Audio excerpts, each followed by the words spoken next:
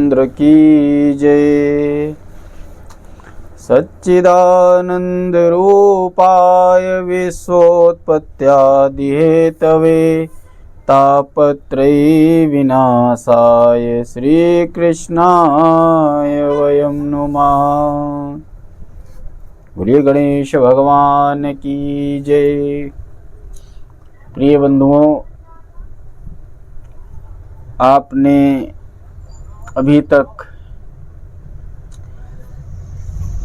पंडित आत्मदेव जी, उनकी पत्नी धुंधली और उनका प्रिय पुत्र धुंधकारी और उनका गौ से उत्पन्न पुत्र जो पालक पिता माने गए गोकर्ण जी, ये सब वृतांत सुना कि कितना पापी था, पीड़ित कर रहा था, वैश्याओं ने उसे मार दिया। गोकर्ण जी ने समझाया, पिताजी संन्यास को चले गए, माताजी बड़ी दर्दनाक कष्टदायी मृत्यु पाती हैं। ये सब सारी सूचना गोकर्ण जी को मिलती है। बंधुओं, एक सीधे सीधे मैसेज दिया है कथा ने, ना भुक्तम क्षीयते कर्म जन्म कोटि सतैरपि अवश्यमेव भोक्तव्यम कृतं कर्म शुभाशुभम।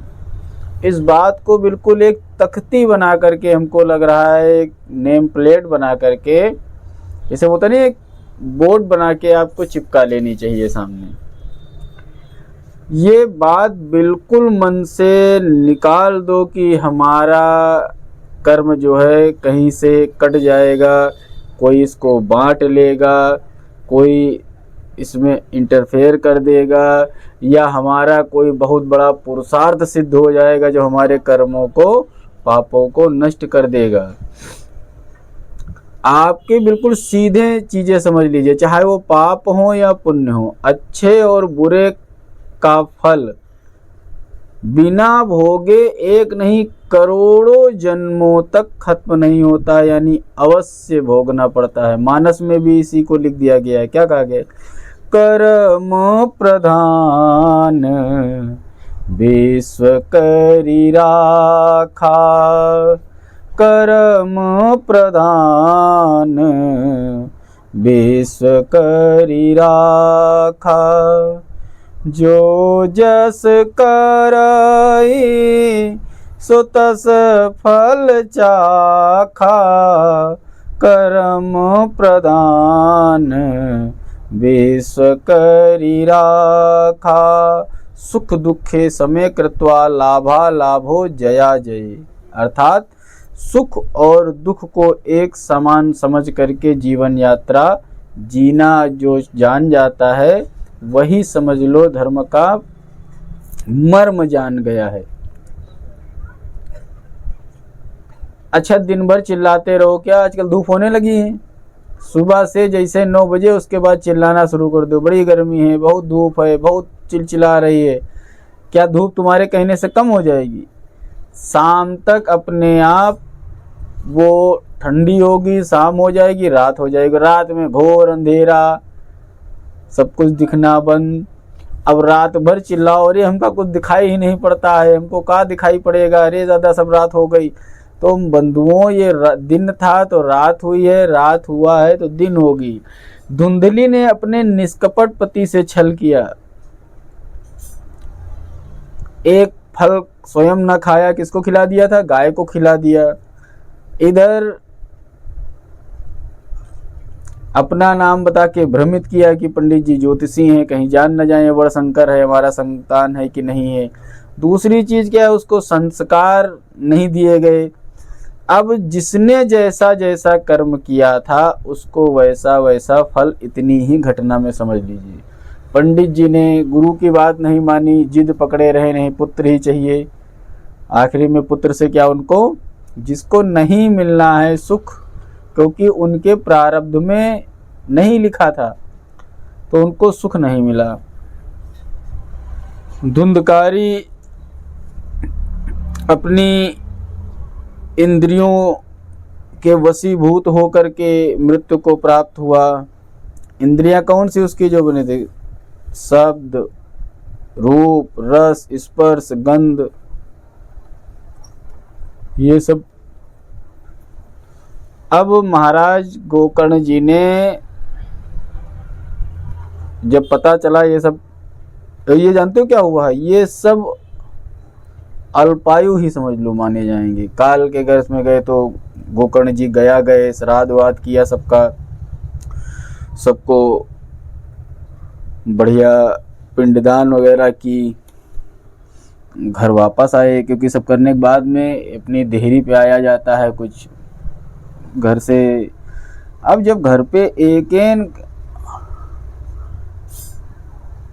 इधर धुंधकारी पापाचारी था तो उसकी मुक्ति नहीं हुई, गया तीर्थ सब व्यर्थ हो गए, वो एक भयंकर प्रेत बना। धुंधकारी बबूवाव महान प्रेत कर्मता, भूख प्यास से व्याकुल रहने लगा।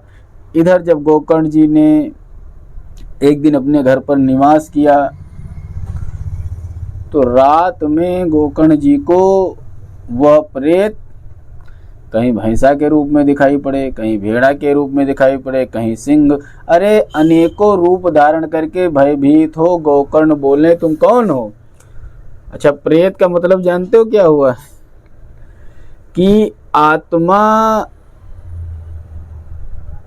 की कोई गारंटी नहीं होती। जो प्रेत योनि मृत्यु के बाद में जब तक उसके कर्मों का हिसाब किताब नहीं होता है तब तक वह आत्मा पन्ना कोई इधर जा सकती है। मृत्यु का एक सिस्टम बना है कि आत्मा में इतना मनोबल अपना रखो, इतना पुण्य संचित रखो कि मृत्यु के बाद आपकी आत्मा कम से कम चंद्रलोक तक तो पहुंच जाए। यानी कि हम चंद्रलोक समझ रहे हो क्या होता है कि कुछ ना बन पाओ तो कम से कम जो अपने मन का तो बन जाओ। जैसे जैसे कहते हैं जैसे मृत्यु के समय जैसे गति होती है वैसा शरीर मिल जाता है। तो क्या होता है कि इसमें एक विधा बना दी गई है कि मरने के समय हम कुछ नहीं सोच पाए क्योंकि कष्ट में रहे, बदला लेना है कि क्या लेना है कि क्या बनना है। तो धुंधकारी जब मार के पीटा गया, अकाल मृत्यु वाला एकदम से क्या सोच पाता है, धड़ाम से आई चली गई। तो इसलिए भक्तों को संत लोग क्या कहते हैं, हर समय नाम जप किया करो, भगवान कीर्तन करा करो। तो मृत्यु के समय हो सकता है हमारी अभी मृत्यु होने वाली, तो हम भगवान का नाम निकल जाएगा तो आत्मा को एक ट्रेस हो गया कि भगवान में चली जाना है। बहुत लोग हैं जो जीवन भर का खूब पाप करते रहो और अंत समय निकल जाए भगवान का नाम। कैसे, ये मानने वाली बात है कि जीवन भर खूब पाप करते रहो, अंत में भगवान का नाम निकल जाए तो मुक्ति मिल जाएगी। इसका प्रमाण बड़े बड़े जितने असुर हैं, राक्षस हैं, खूब तपस्या किए, वरदान प्राप्त किए और उसका जम के बढ़िया दुरुपयोग किए। और दुरुपयोग किए तो तपस्या जो की थी उसके फल स्वरूप उनको भोग मिला। और जब ये अंत समय मरने के समय तो बड़े जागरूक रहते थे, ये भी मरने के समय सीधे भगवान का नाम ले लेते। रावण भी आखिरी बोला हे राम, कंस मारा जाने लगा, जब छाती पे धरा घूसा हचक करके भगवान कृष्ण ने तो बोला कृष्णा। अब भले चाहे जिस भाव से, भाव को भाव अलग, मतलब कैसे भी भाव को भाव से रचो, भगवान के सामने तुम्हारा संकल्प जो होगा खट से सिद्ध हो जाता है। तो या तो पापी बनो तो फिर इतनी क्वालिटी तुम्हारे अंदर होनी चाहिए कि कुछ भी कर लो लेकिन मरने के समय भगवान का नाम ले लेंगे। तो मतलब इस क्वालिटी के मध्यम वाला नहीं, बिल्कुल। हिरण्यकश्यप था, मार पीड़ित हो गया सुन सुन के, जब देखो तो भगवान भगवान भगवान। अब उसने कहा कहाँ है तेरा भगवान, बोलो आज हम तुम्हारे भगवान को देख ही ले, या तो वो रहेगा या तो हम रहेंगे। यही तो सिद्धि की संकल्प कर लिया सिद्ध से, ये बात से भगवान रहेंगे। अब हम तो भगवान बन नहीं पाएंगे, क्यों? क्योंकि हम बढ़िया इतनी बढ़िया योजना बनाए थे, मीटर बिठाए थे जगह जगह, लोगों को चमत्कारी वाली चीजें दिखाए थे। थोड़ी बहुत पूजा पाठ हमारी चालू हुई थी, अब हिरण्यकश्यप नाम की आहुति पढ़ना चालू हुई थी। अच्छा लड़का पैदा हो गया है हमारे घर में। यही जब भगवान नहीं मानना, जिसका लड़का ही नहीं मानेगा उसको, प्रहलाद से कोई दिक्कत नहीं थी हिरण्यकश्यप को। हिरण्यकश्यप को राजनीतिक दुर्भावना का शिकार हो गया कि पूरा राज्य उसको भगवान मानता था, पूरी सृष्टि उसको भगवान मानती थी।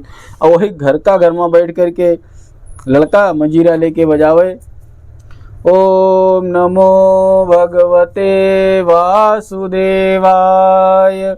ओम नमो भगवते वासुदेवाय। जैसे ही कहीं घर पे आवे तो सबसे पहले खाना पीना घोड़ा गाड़ी नहीं लिए, संध्या सवेरे भजमन नारायण नारायण नारायण। तो सोचा या तो नारायण रह जाए या इसी मृत्यु से इससे अच्छा है कि मर जाए। तो खम्भे पूरा, कहाँ है तुम्हारे भवन? खम्भे में। तो एक विश्वास हो गया, मारा खम्भे में, निकले, फाड़ दिए। तो कहीं देखो ना कैसे अब भगवान होते हैं कहीं ना। हाँ, अभी तो तुम सामने सोचते थे नहीं होते हैं, लेकिन होते हैं भगवान। अच्छा, भगवान भी होते हैं तो कोई मतलब नहीं है। तुम भगवान हो, हमसे तुमसे नहीं मतलब, तुमको मार नहीं सकते हो। तब भी उसने कहा कि चलो भगवान होते हैं, ये तो हमने मान लिया, लेकिन तुम हमको मार नहीं सकते हो। तो कहीं नहीं, तुमने मेरा आवाहन तो मृत्यु को लेके ही किया था। या तो तुम हमको मार डालोगे तो हम मार डालेंगे।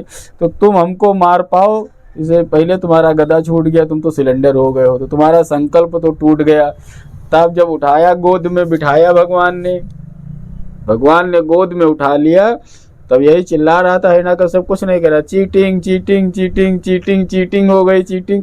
तो सब लोग बोले हैं काम से चीटिंग कर रहे हैं, भगवान चीटिंग कर रहे हैं। तो भगवान ने कहा नो चीटिंग, देखो कैसे चीटिंग है। तो कहें रुको अपनी लिस्ट निकालते हैं। तो सबसे पहले टाइम जोन, ना सुबह होगी ना शाम। तो कहें देख लो, टिक करो, संध्या है। फिर बोले ना ऊपर नीचे। तो कहीं गधे हो का, कोई गोद में बैठने को ऊपर नीचे कहा जाता है, तुमको तो अपनी गोद में लिए हैं। तो बोला ये भी क्लियर है। तो बोले ना मैं अस्त्र से मारा जाऊंगा ना शस्त्र से। कहीं बेटा तुम्हारे लिए स्पेशल हम 6-7 युगों से जो है नाखून रखाए हो, खंभे में बैठे थे।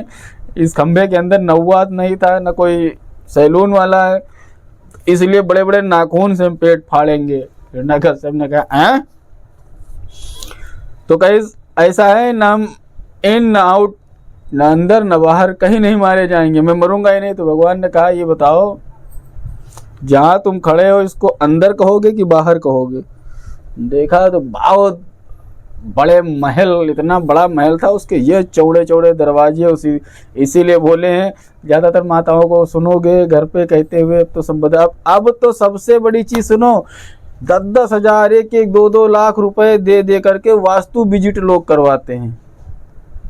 वास्तु विजिट कराओ, सबसे बड़ी चीज है सुनो, तुम खूब काम कर लो, घर पूरा खूब बना लो, उसमें ताला ना लगाओ, घर सुरक्षित रहेगा। खूब बढ़िया खेत में पानी भरो, मेढ़ ना बनाओ, पानी रुकेगा। सबसे बड़ी आज के गृह निर्माण में क्या बात आ गई कि घरों में देहरी लगना बंद हो गई है। अब चौखट नहीं रहती हैं, त्रिखट रहती हैं। और 3 को हमारे यहाँ शब्दों में बोला गया, 3 तिक्कट महाविकट। तो 3 को अच्छा नहीं मानो। सबके दरवाजे में देखो जाकर के 1 2 3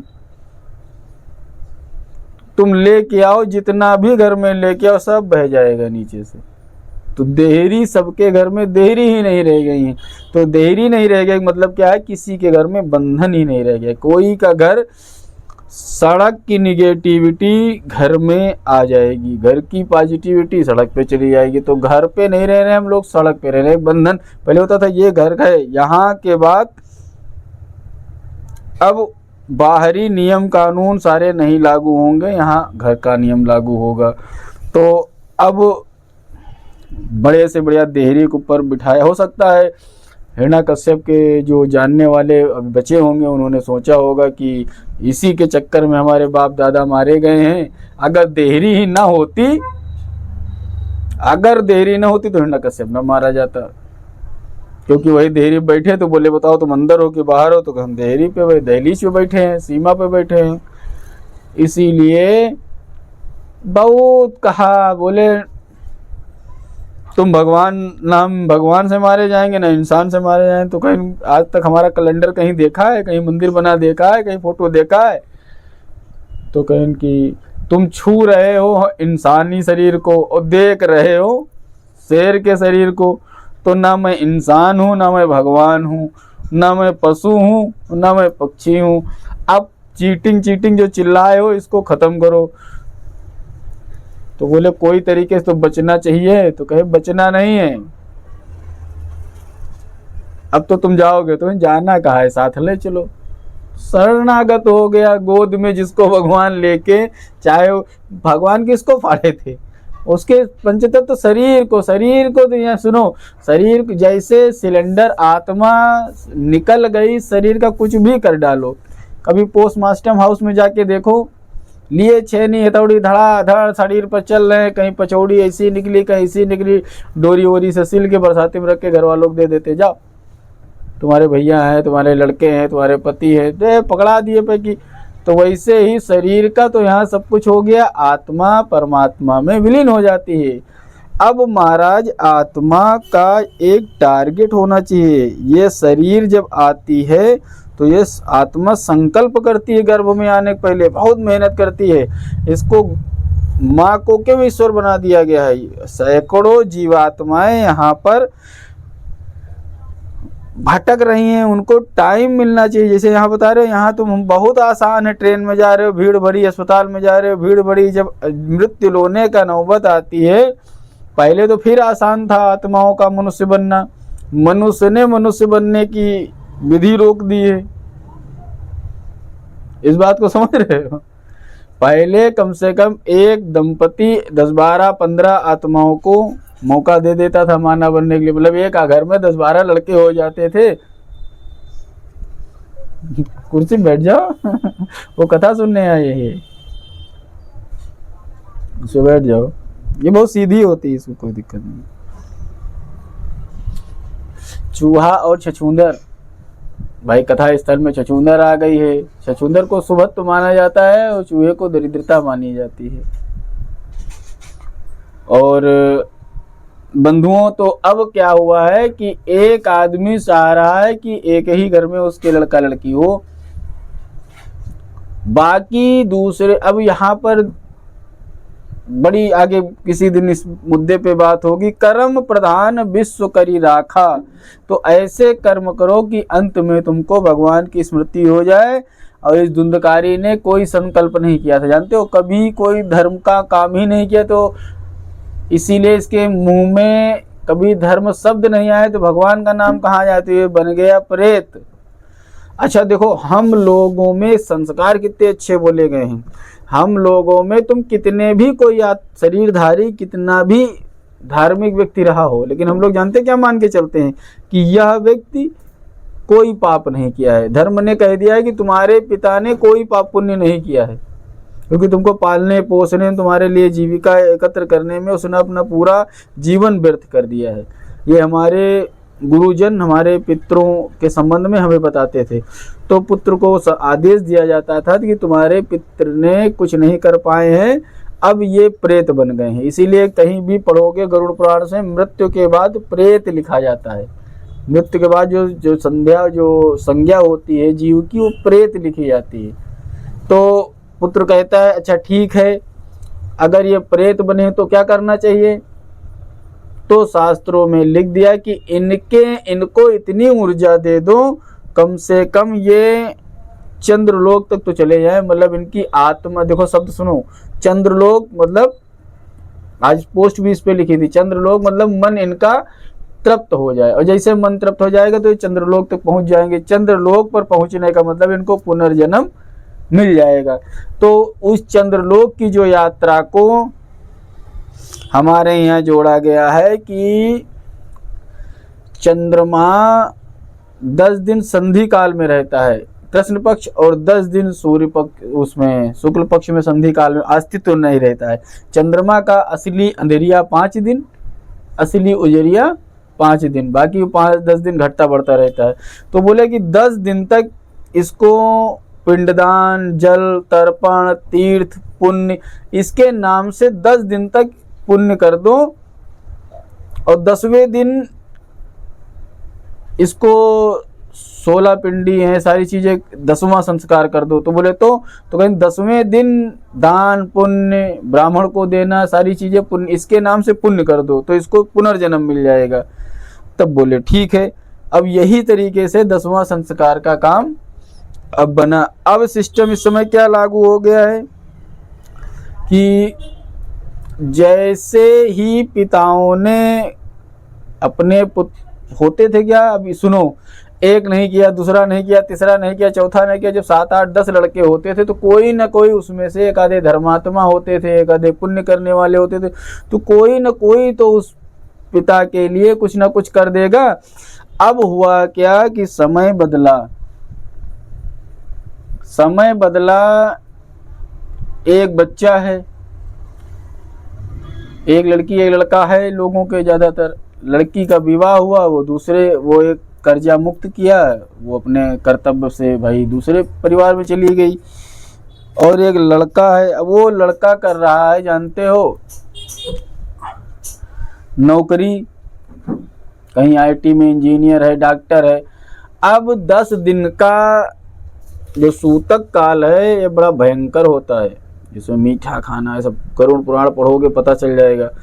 अब लोग क्या करने लगे हैं, जैसे तुमने अन्य आत्माओं को अवसर नहीं दिया मनुष्य बनने का, तो अब वही पुत्र बदला ले रहा है, वो तुम्हारे लिए भी 10 दिन का समय नहीं दे रहा है, वो तीसरे दिन ही 13 10वां सब करके तुमको तीसरे दिन इसलिए करे दे रहा है कि उसको फोटो लगानी है, डेथ सर्टिफिकेट बनवाना है, प्रॉपर्टी ट्रांसफ़र करानी है।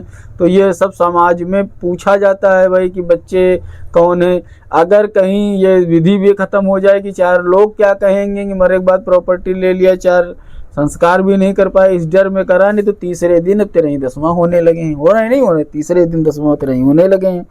अब यहाँ सन्यासी जरूर थे गोकर्ण जी, लेकिन ये ब्रह्मचारी थे, ये कोई विरक्त तो थे नहीं, तो ये अपने माता पिता को मानते थे, अपने भाई को मानते थे। अब डांटने लगे कि क्या नाटक कर रहे हो, कौन हो तुम, और निकाला जल जब छिड़का ऊपर तो प्रेत आत्मा कहने लगी अहम भ्राता तो योस्मि धुंधकारी नामता, मैं तुम्हारा भाई हूँ, मेरा नाम धुंधकारी है, और तुम दया करके मुझे इस प्रेत योनि से मुक्त कराओ। गोकर्णवाच, गोकर्ण कहने लगे त्वादर्थम तो गया पिंडो मया दत्तो विधानता, जो शास्त्रों में लिखा है मैंने तेरे लिए गया में जाकर के विधिवत पिंडदान किया है, श्राद्ध किया है, तेरी मुक्ति क्यों नहीं हुई। शास्त्रों में भाई लिखा है, अगर मैं अपना कर्म न करता तो हमको दोष लगता, क्योंकि तुम्हारा पिता मेरा पिता, जैसे तुम्हारा पिता भी जैसे दत्तक ही था पोषक, वैसे भी मेरा भी पिता तो पोषक ही था, कोई मैं भी जो है वो भी उनके मूल लड़के नहीं थे और ये भी इनके मूल लड़के नहीं थे। लेकिन हम बोला गया, सबसे पहले सन्यासी ने कहा था चाहे शिष्य बना लो, चाहे गोद ले लो, चाहे पाल पोस लो, अभी तुम अपने पुत्र के लिए परेशान हो, जितना अपने पुत्र को मोह करते हो किसी के भी पुत्र को तुम अगर उतना मोह करने लगोगे वो उतना ही समर्पित तुम्हारे प्रति हो जाएगा, क्योंकि सब धन का मामला है। अब प्रेत ने कहा गया श्राद्ध सते नापि मुक्तिर्मे न भविष्यति, उपायम परम कश्चित्तम विचारे सांप्रतम। एक संत थे, उन्होंने कहा ये बताओ तुम किसको मानते हो। एक संत थे, उनके पास एक शिष्य आया, कहने लगा महाराज हमको जो है ब्रह्म ज्ञान दे दो। तो बोले कि ठीक हम ब्रह्म ज्ञान दे देंगे, ये बताओ तुम सबसे ज़्यादा किसको मानते हो। तो कहने लगे देखो मैं शुरू से भगवत प्रेमी रहा हूँ, मैं वेद वेदांग को पढ़ा हूँ, और गुरुजी मैं किसी को प्रेम नहीं करता हूँ, ये संसार नश्वर है, हम किसी को नहीं मानते हैं। तो गुरुजी ने कहा कि भाई तुम चले जाओ, तुमको तो हम ब्रह्म से नहीं मिलवा सकते हैं, ब्रह्म ज्ञान दे ही नहीं सकते हैं।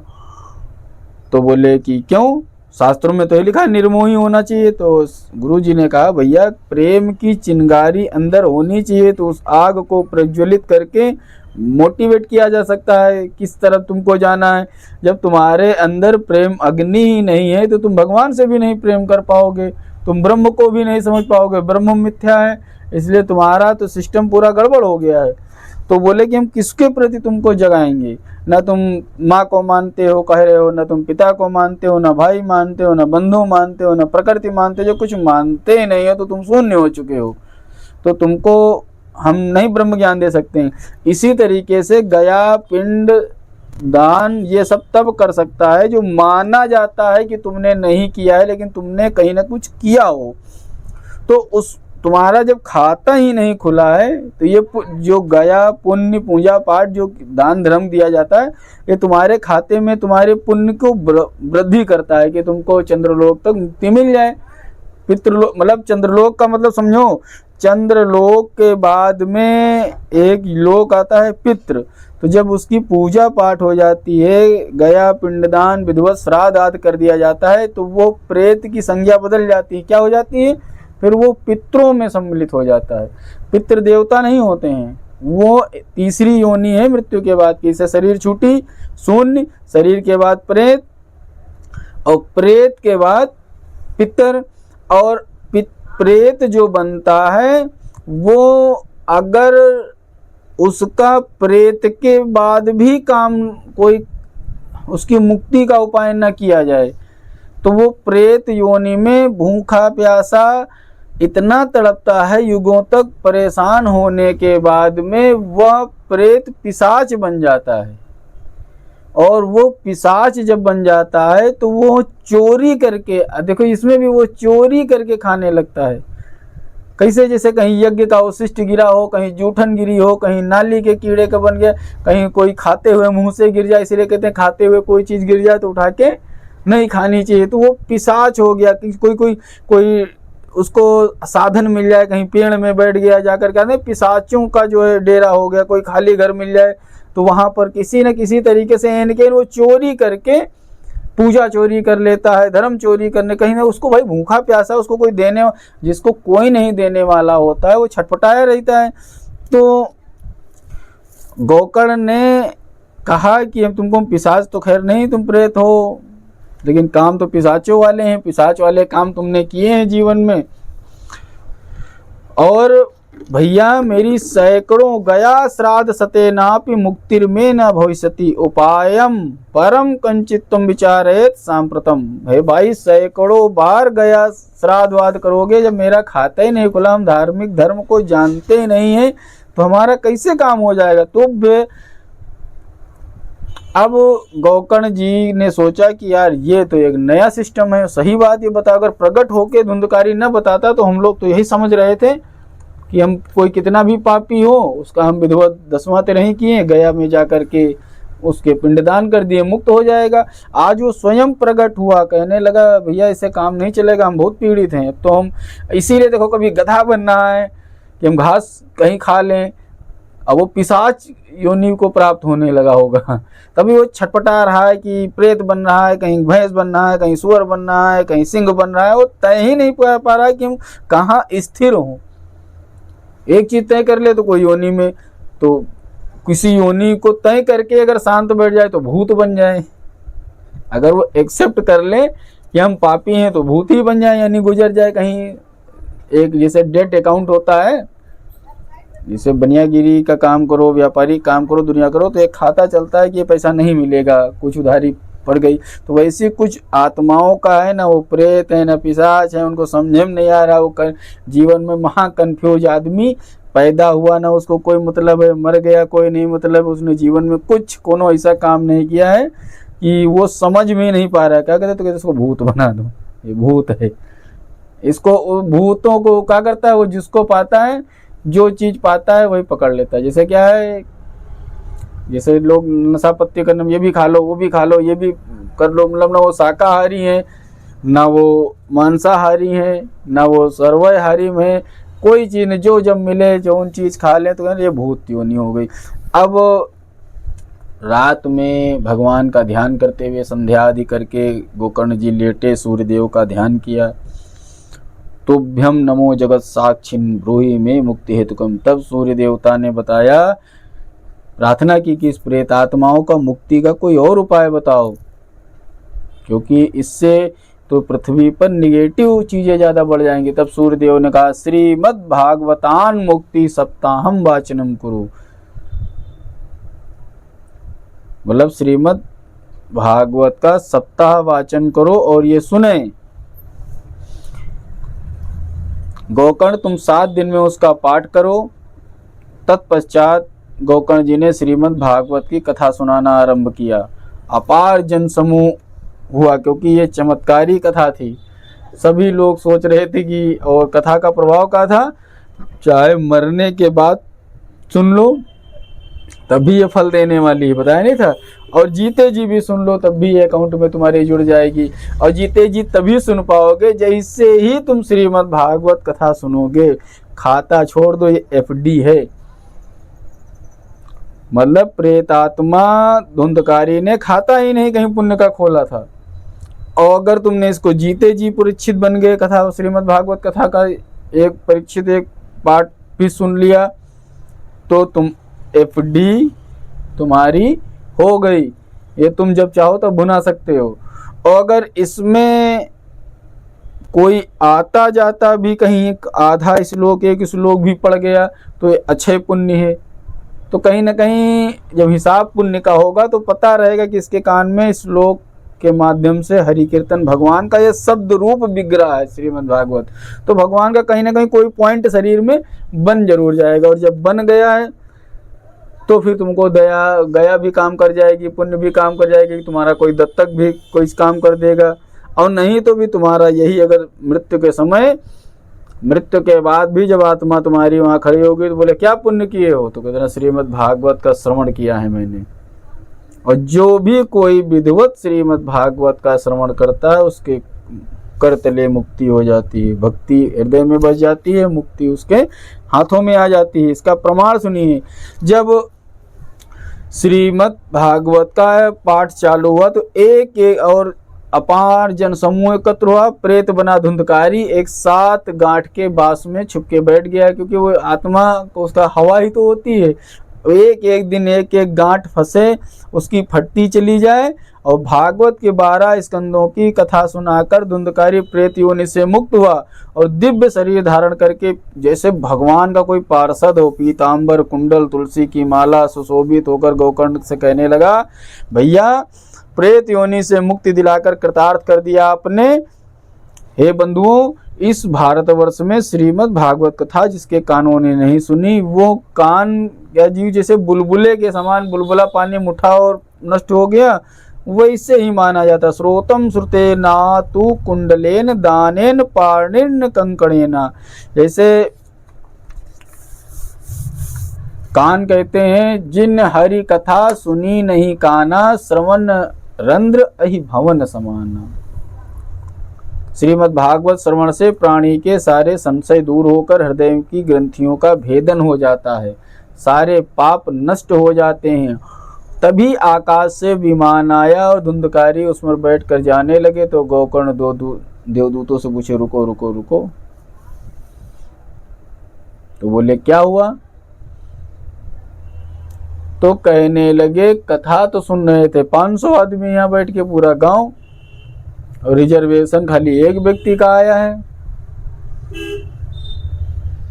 तो देवदूतों ने कहा कि जो ये कथा सब लोग जो सुन रहे हैं, इसमें सबको ये कथा कल्पवृक्ष है, आपने बताई है।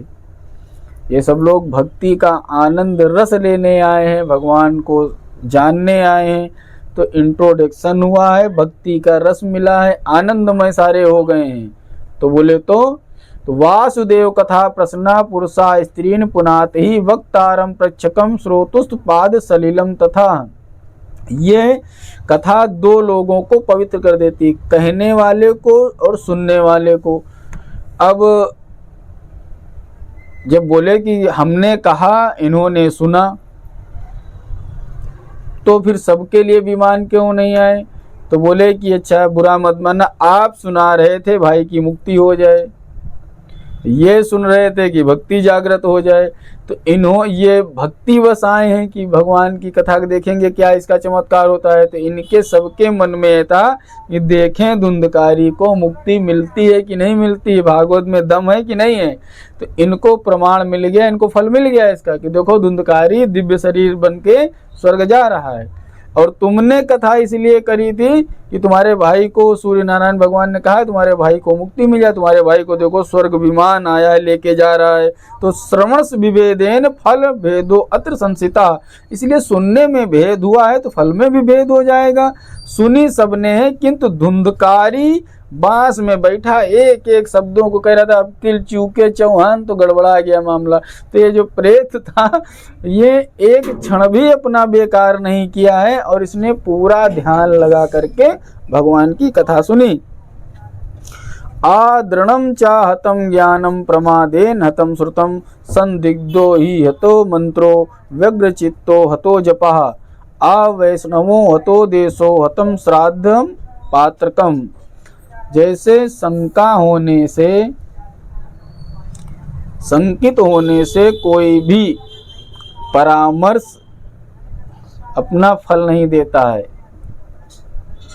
जैसे शंकित व्यक्ति को कोई लाभ नहीं मिलता है मंत्र का, और चंचल चित्त होकर के अगर कोई जप किया जाए तो उसका कोई फल नहीं होता है।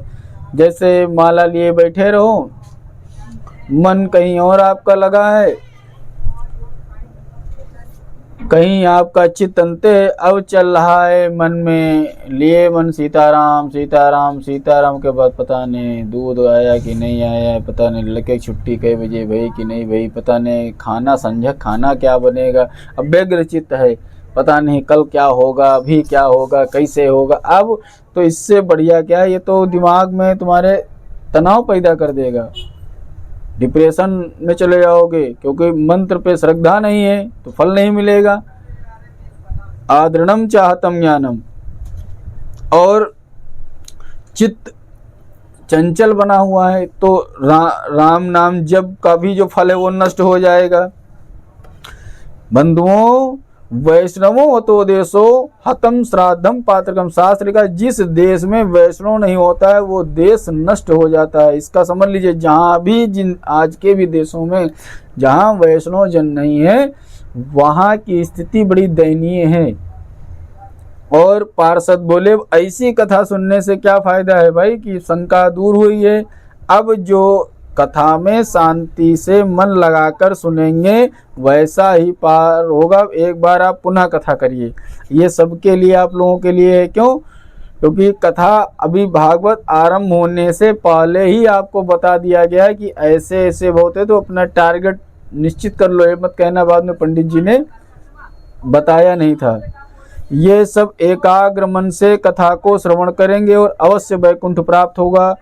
श्री गोकर्ण जी ने पुनः श्रवण मास में कथा सुनाई, सबकी मुक्ति हुई। 7 दिन के अंत में विमान आया, भक्तों के साथ भगवान भी आए और 5 जन्य शंख की ध्वनि से जय जयकार होने लगी। बोली राधे राधे सीताराम, सियावर रामचंद्र की जय। श्री राम जय जय राम।